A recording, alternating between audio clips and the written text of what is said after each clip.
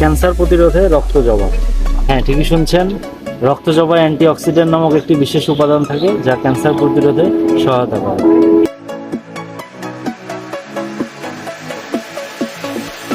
শুরুতে বলেছিলাম জবা ফুলে অ্যান্টিঅক্সিডেন্ট নামক একটি বিশেষ উপাদান রয়েছে যা ক্যান্সার প্রতিরোধে খুবই ভালো কাজ করে। চাইলে আমরা জবা ফুলের চা বানিয়েও খেতে পারি।